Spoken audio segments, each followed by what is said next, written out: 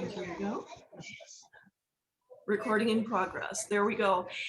I encourage everybody to leave your mute off if you are not in a busy location, because I'd love to hear your contributions.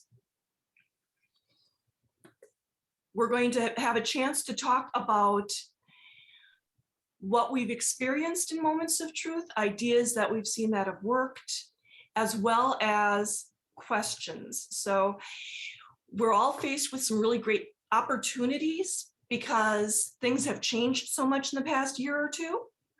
So a lot of things that we tried in the past that may not have worked might work now. And some of the things that did work in the past don't always work now. So it's a real challenge to bring in those new ideas and make things work even better than they already are. No. One thing I would like to start out with, we've all introduced ourselves. I want everybody to make a noise. Just make a noise with your mouth. Come on, make a noise. Come on, because you know what? We all have voices. All of our club members have voices. All of our fellow officers have voices. And Moments of Truth is all about hearing all of those voices. It's a chance not just for let's make something different, let's do something and fix everything. It's a matter of bringing in people's opinions, bringing in people's passion and suggestions, and focusing all of that energy into improving our clubs. And that sounds really abstract. We're really trying to make sure that each of our clubs is helping our members reach their goals. One thing to consider is that each of our clubs is unique. Just like each of us has had a different Toastmasters experience, each of our clubs is different. If all of the clubs were exactly the same, we would frankly just have one great big club. But all clubs are different. And as you're working with your members, I encourage you to find out why they joined your club and how your club is supporting them in their goals. So Amit's club is Sales Masters, and it does a lot of sales focused activities. So their club helps people work to overcome the concerns and objections of the people they're selling to and come up with different ways of bringing those sales in. So it's a very positive focused club.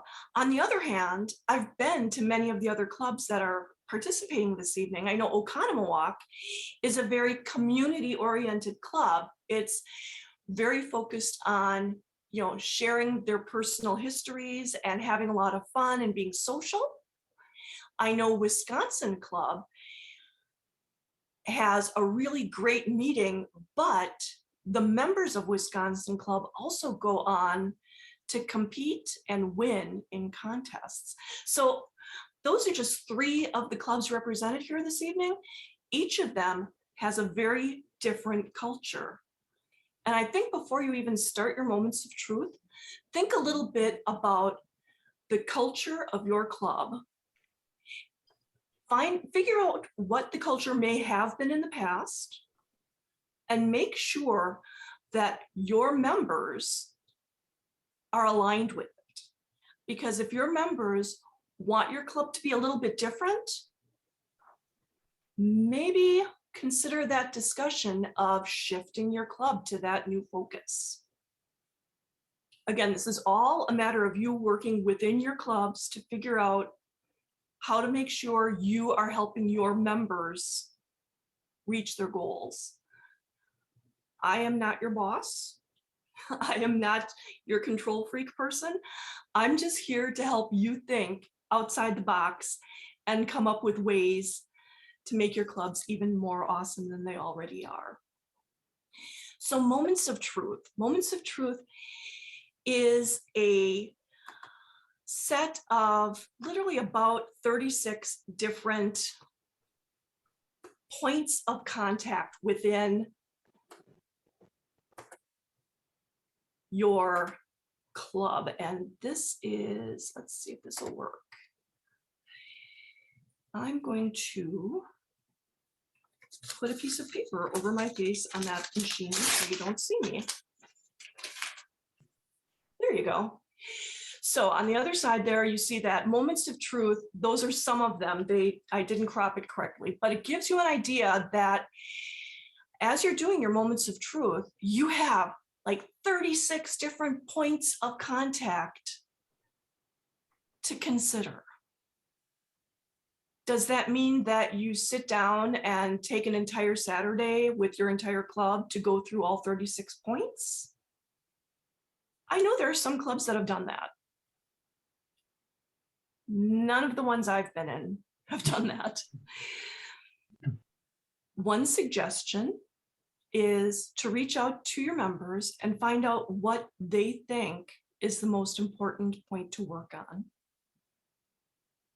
And one way to do that is to survey your members.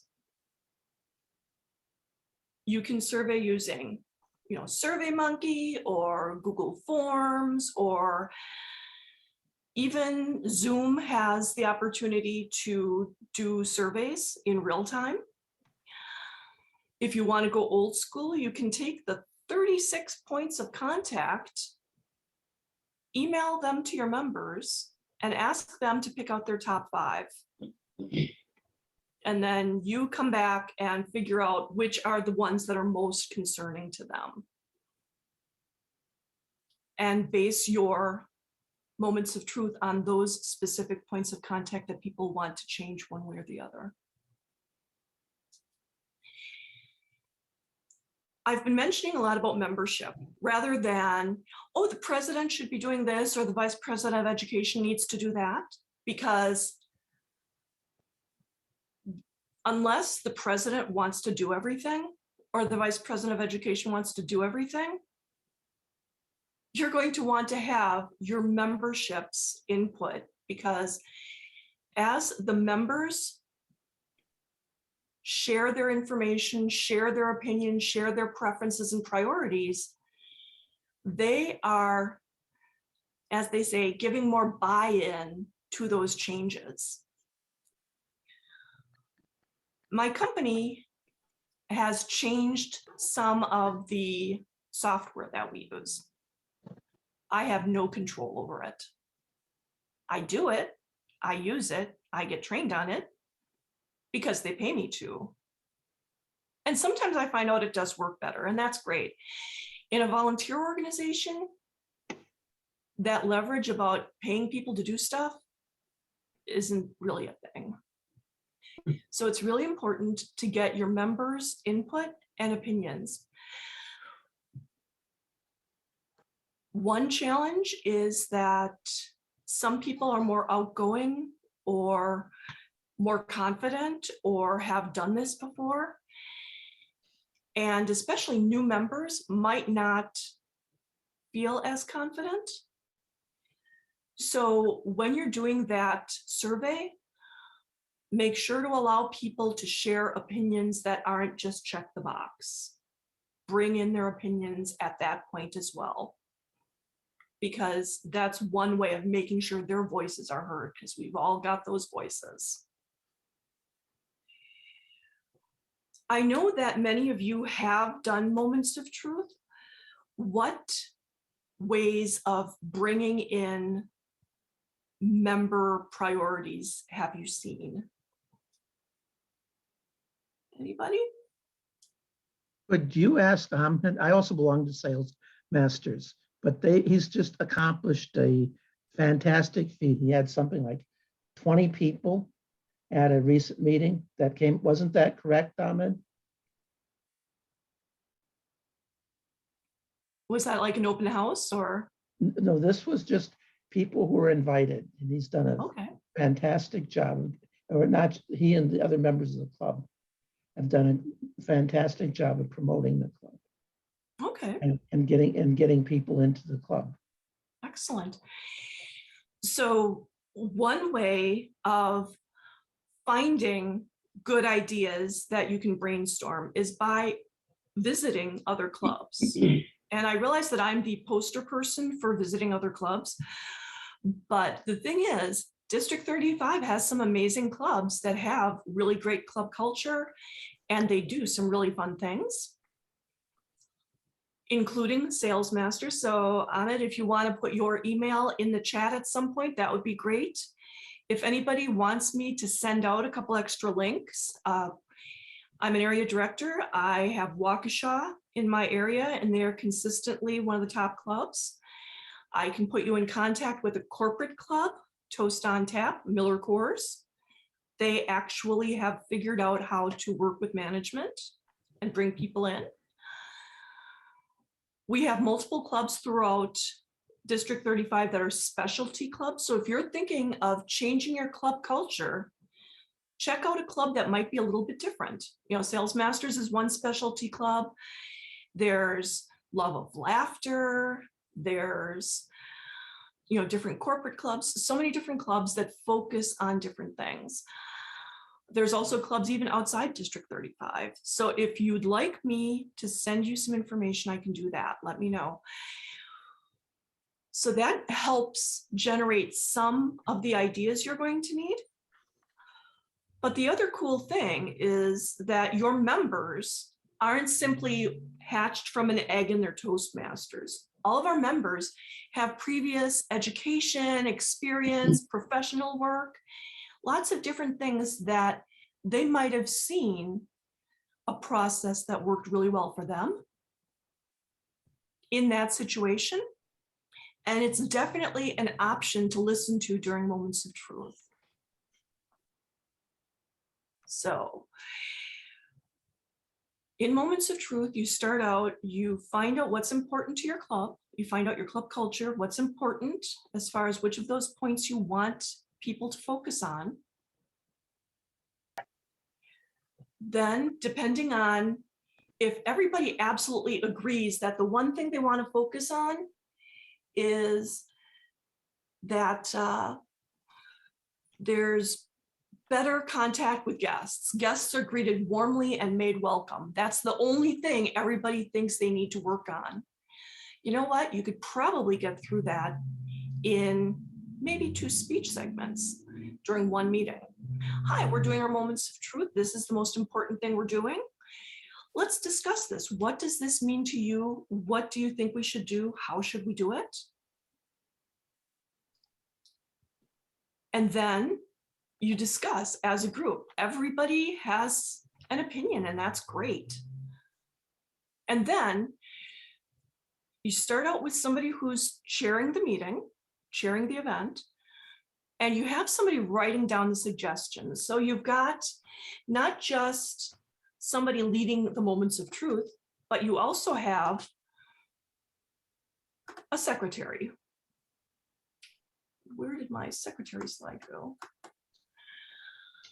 So you also have a secretary to share information about, there we go.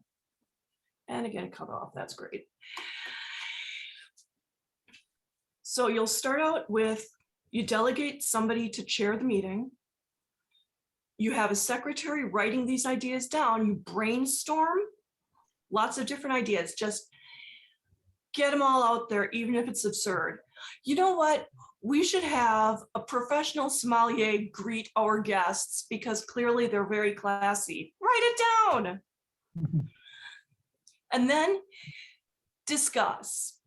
You know what? I'm thinking the sommelier runs a little bit of cash on the hour, so we might not be able to afford that. You know what? It's okay, you wrote it down, but you're setting it aside.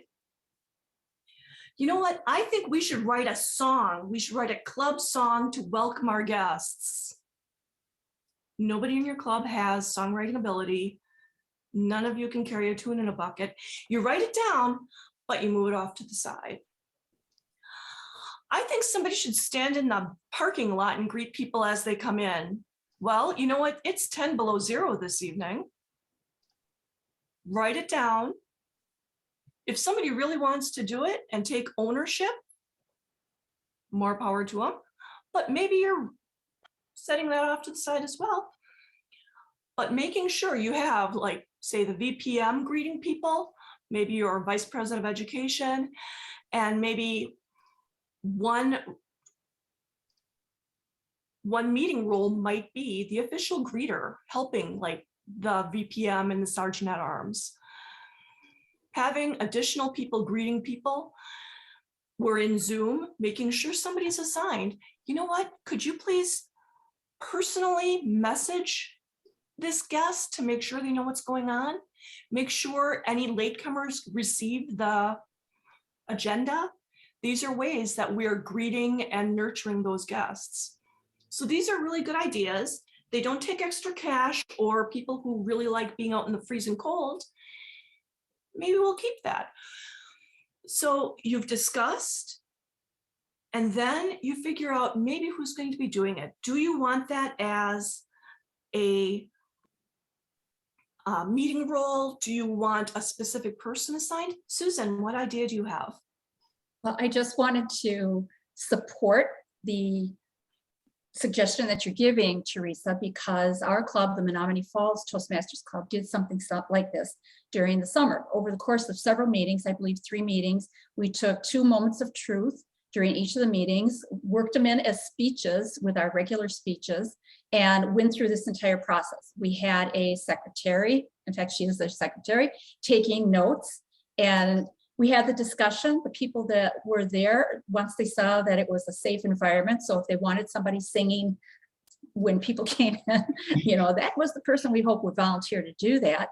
But it really got the ideas out there. And what I wanted to suggest also is don't throw them away later, because you cannot do everything and do it well. So revisiting those later on, and some of those ideas might be just small little tweaks. I think, and I don't know if Michael remember this or not as being one of the ideas, or maybe it came from a different area, but one of the things was we are hybrid in our meetings. So we have in-person as well as virtual members and guests showing up.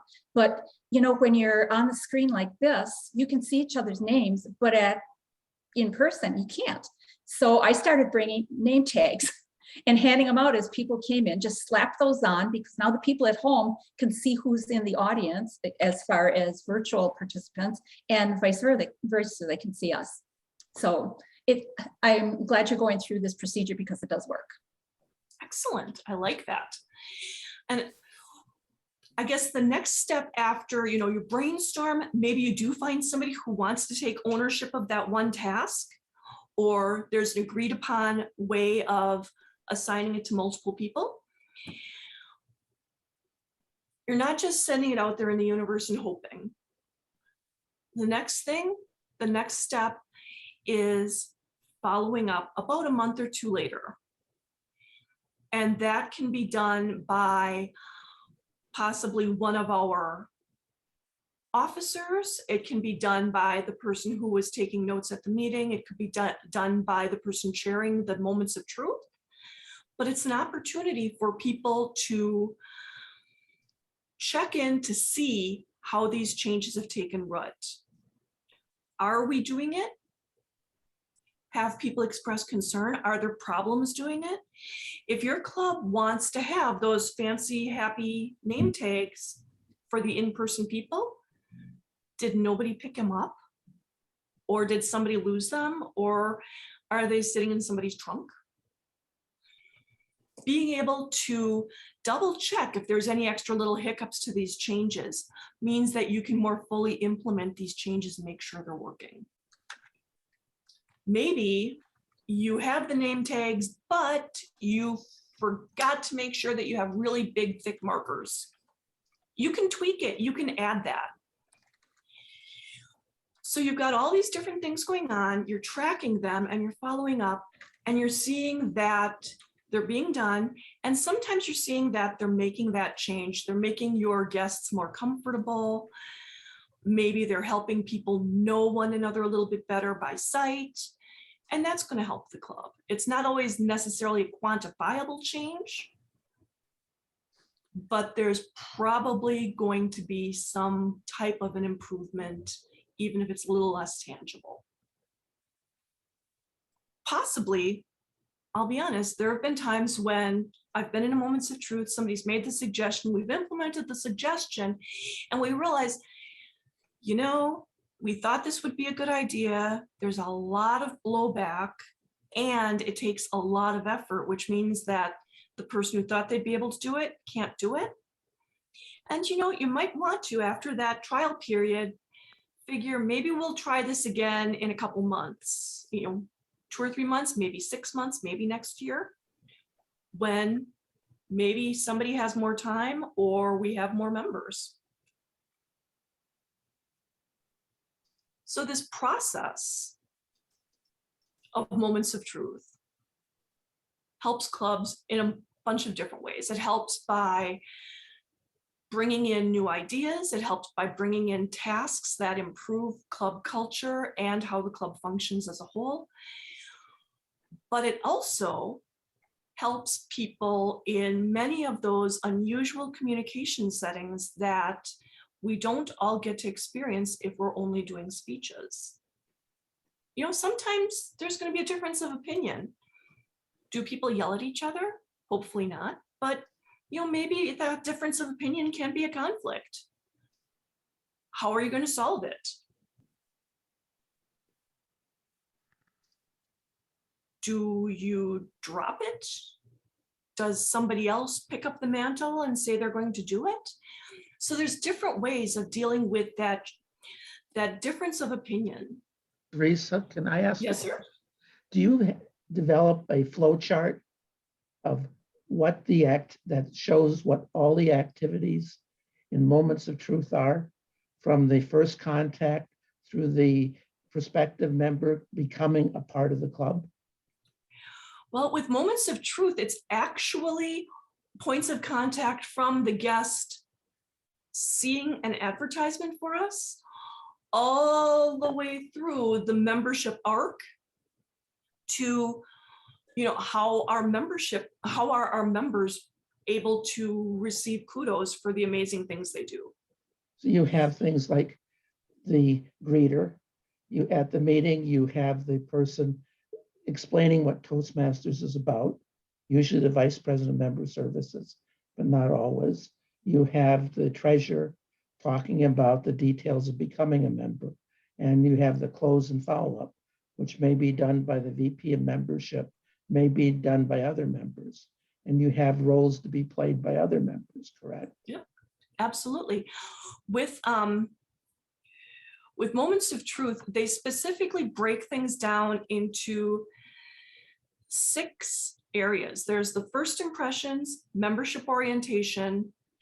I'll send out the link to the official moments of truth information on the toastmasters.org site, so you don't have to scramble to make notes. But first impressions, membership orientation, once they've said yes, fellowship, variety, and communication for quality meetings, membership strength, and that's actually more of a symptom of how well you're doing with some of the other things, but it's definitely something to pay attention to. And achievement recognition. So I thought there were 6. I must have miscopied something, but each of these specific contacts has 5 to 7 different considerations. The example that I have at the top for first impressions, our guests greeted warmly and introduced to officers and members. Is there a guest book and name tags? Is the meeting room arranged professionally? Is the location convenient? Are guests invited to address the club, and are guests invited to join? So each of those points are pretty substantial, and they might take more than one person to actually do. If you've got a professionally arranged meeting room, now with hybrid meetings, you're going to need a Zoom master. You might need somebody else who actually owns the account.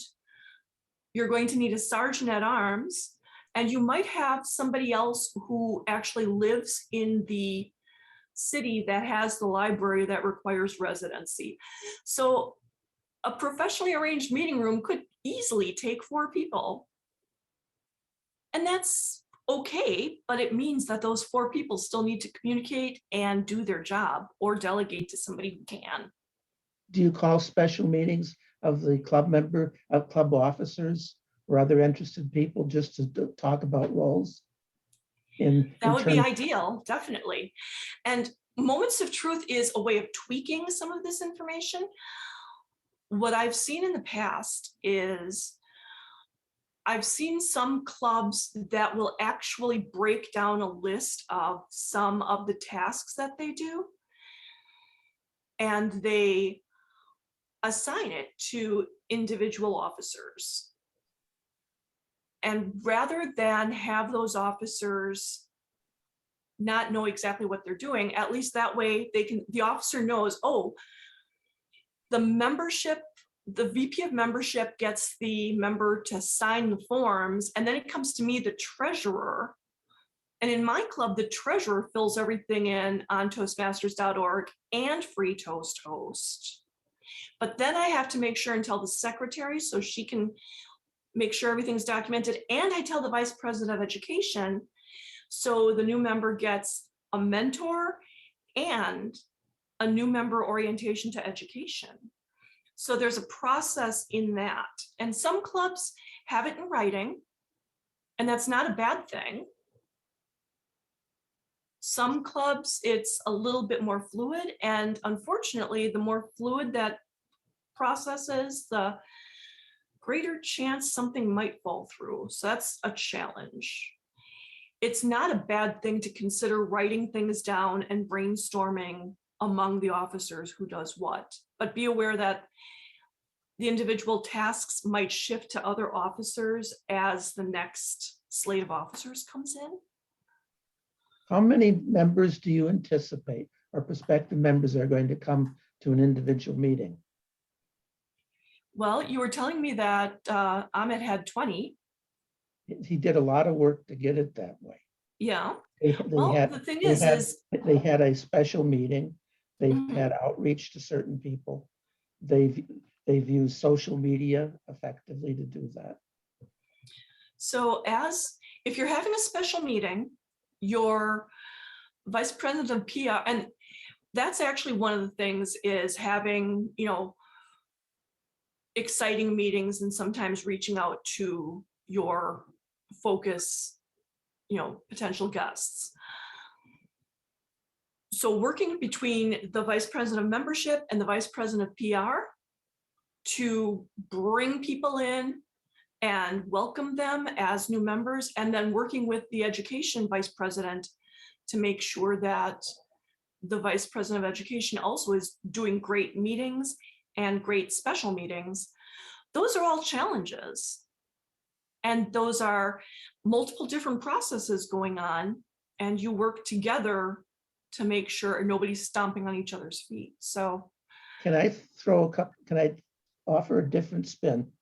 Go Cooley for it. Region Toastmasters became Cooley Region Toastmasters because we moved out of the geographic area we were originally defined as being in.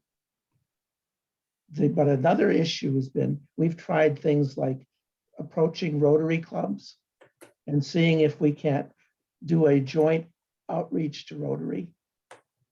And Rotary has been as an alliance with Toastmasters. We looked into the possibility of getting Rotarians into our Toastmaster Club.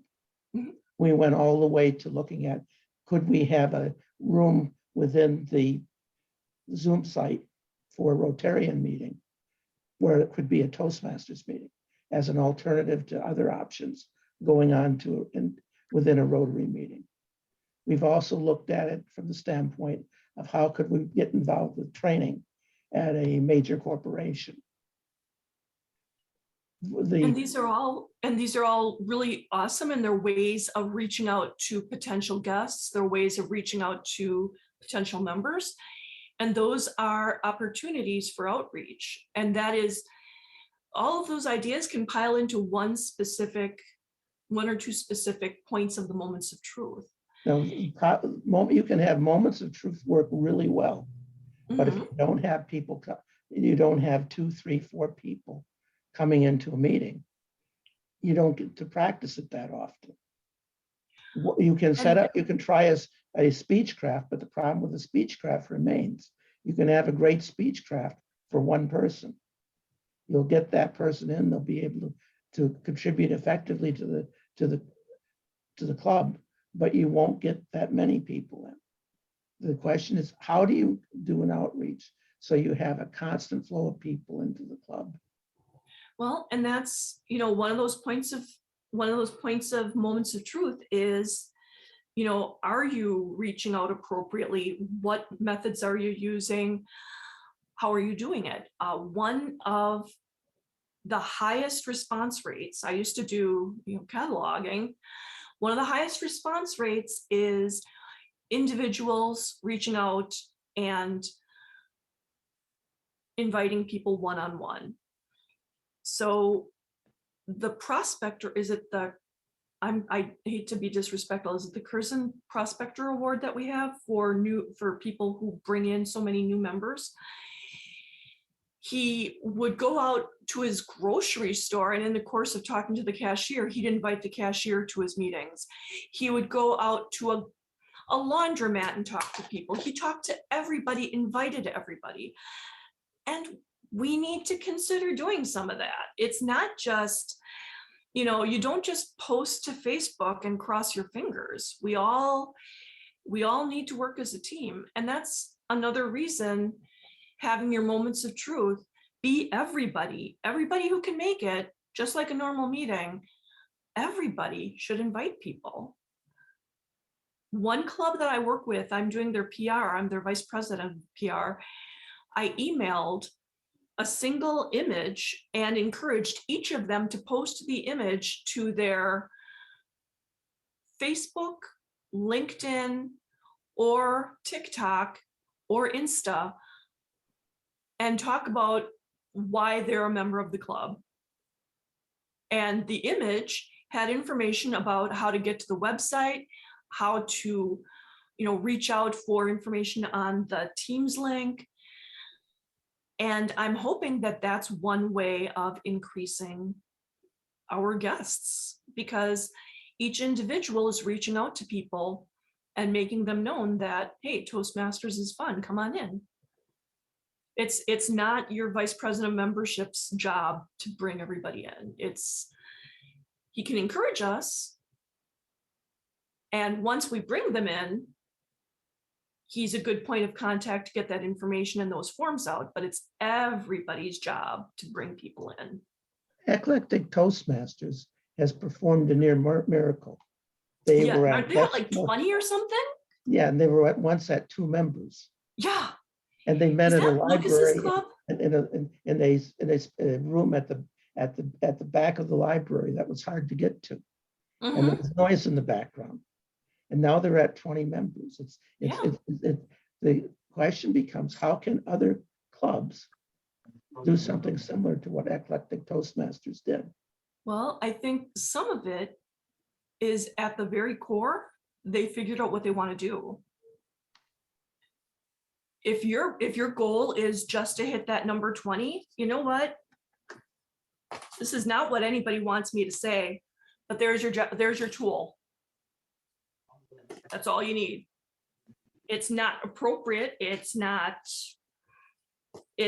what you should do, but if all you're doing is filling numbers, unfortunately, that's the option. If you want to have an awesome club with excitement and polish and passionate people doing something awesome and reaching goals, figure out what your goals are first. Find out what your members want and what they love. Is there anything to the idea that so long as you have something going on at a club and a full complement of people, that's going to attract potential members? You know what? If you have 3 people in a room and you make your guests feel comfortable and you answer lots of great questions and you're fun, I think they'll probably come back. If you have a room full of people and nobody wants to do anything, and one person is running around like a chicken with their head cut off, doing everything, I don't think they're going to retain that guest. So it's easy to say, oh, the numbers, but a lot of it really has to do with, multiple people buying in and being passionate about the goal of the club. What is your club mission? Is your club mission to be an amazing resource for young professionals to develop those professional skills? Or is it an opportunity to learn humor and evaluate it and get to be a better humorous person? Is it an opportunity to get together and have fun and accidentally learn something? Because that's basically DJAB. Is it, let's see, some other clubs. Obviously, Sales Masters has that focus about learning how to close the sale. What makes your club special? Each of us has a special club. Do you set up do you hold meetings with the idea of a club, a meeting story or as part of a club story? We have theme meetings, if that's what you mean. It's like there was a meeting I went to that was put on by a Toastmaster club in a small town in Indiana. And they just said, this is the Hoosier meeting. You've seen the movie Hoosier? Hmm.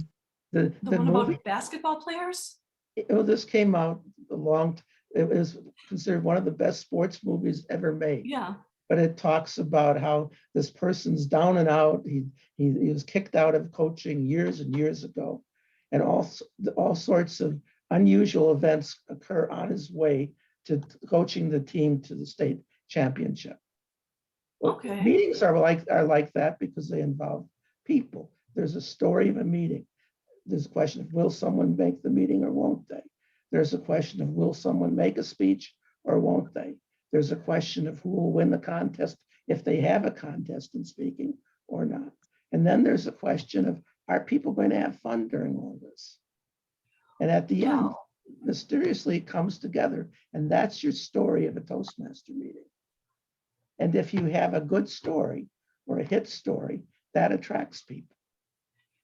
I think that's a really interesting way of putting it. That's definitely one angle of how to do it, because the whole story thing is something that I'm encouraging a lot of people to think about. As we do speeches, we're all trying to hear more about what you're passionate about. We want to hear your story. And I like stories. It's So like I want to hear people's story. I want people to share. And a lot of people aren't sharing right now. So I really hope that, more people speak up at their meetings, more people share those speeches.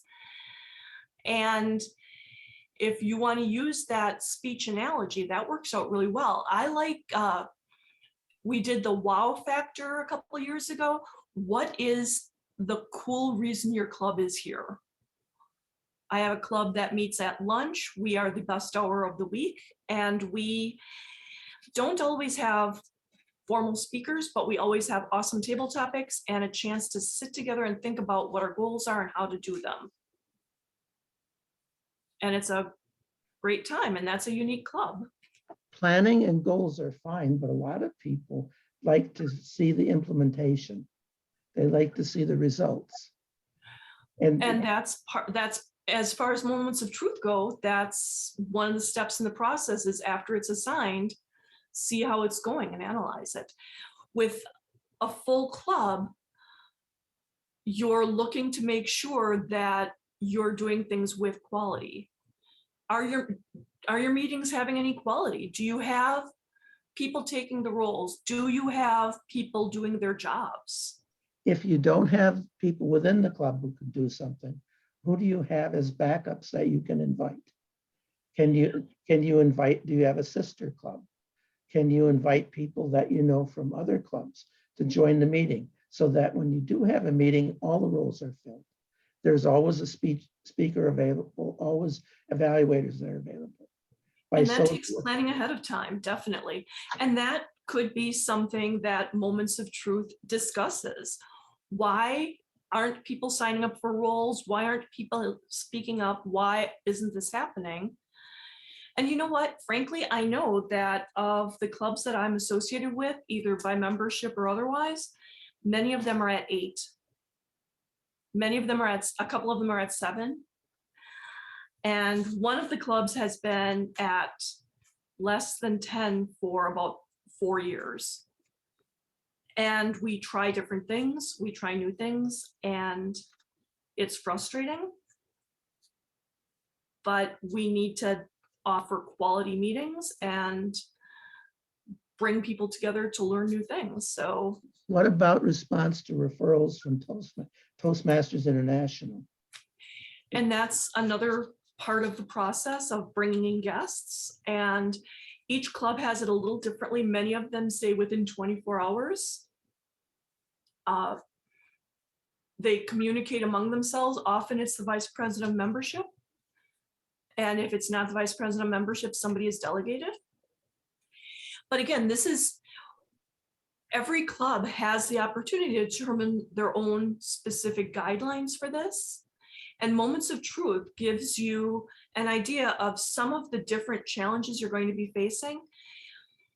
If you want to do a full-blown Moments of Truth and think through what your club does and does either well or does at all, those are all options. Those are all things to think about and write it down. And then maybe you can work with people to improve those processes. But So- Moments of Truth in general is mainly, think of things to improve what's going on. Think Well, you- of what you want to do. Think of someone saying, this is my vision of how we're going to do something. And you described the different phases of the Moments of Truth. And you'd start asking people, is this something that you can agree with? And have them Well, fill. I think before, I think that before one starts proposing agreement, it's bringing in those opinions to begin with. Because if my boss walks up and says, Theresa, we just started using this new software product. How do you feel about that? I don't think I really have much of a say. I think we all have to do whatever our bosses say. But if I'm at work and my boss says, Theresa, I need your help working on this process. It takes forever to do this. How can we speed it up while maintaining accuracy? I'm going to say, well, we can use a VLOOKUP in Excel and we can use macros and we can do this and double check using that, which is really fast. And I'd feel pretty excited about that. And I definitely feel more buy-in. So I just want to get to 2 extra options about Moments of Truth, because we've gone through some of the really big chunks of what Moments of Truth is. We've got, the different specifics of Moments of Truth talks about the different points of contact with the club and some of the different processes we can all manipulate and change based on what our club goals and our club culture is. But rather than doing a great big huge spreadsheet and doing multiple surveys and devoting multiple meetings, which we can do no matter what, you can split things up and do it that way. There are 2 additional options to consider. One option is a SWOT analysis. If you do a SWOT analysis of, let's see, it's success. I'm going to triple check. Strengths, strengths, weaknesses. I forget the. Shoot. It's, if you do it on it's a Strengths, 4-quarter. Strengths, weaknesses, opportunities, and threats. Thank you. If you break it down that way and you think in general, what are your club's strengths? What are your club's weaknesses? What are the challenges? We don't have very many members. Opportunities, you know what? We're all on Zoom, but that means that we have the opportunity to recruit people from outside our neighborhood. And that's an opportunity. And then the threat is possibly that people that used to always come to the meeting no longer feel comfortable on Zoom because they're always on Zoom for work or they're not comfortable with technology. And these are just fairly generic, widespread options for each of those little slots.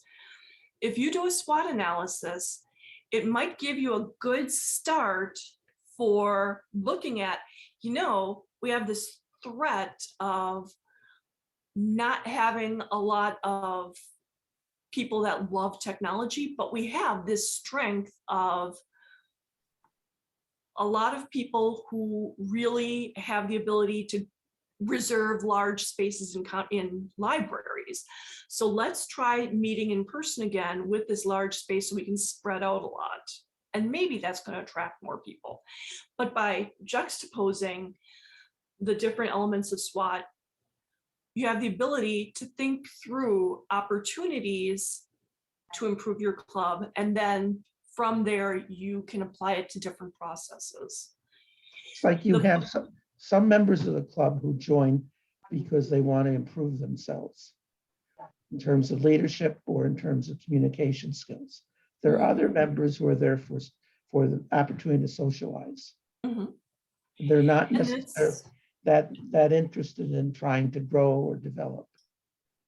And that's why you want to feel out what your members are actually feeling. When you, at that very beginning, what is your club's strengths? One of my clubs loves the social aspect of what happens in a meeting. And that's awesome.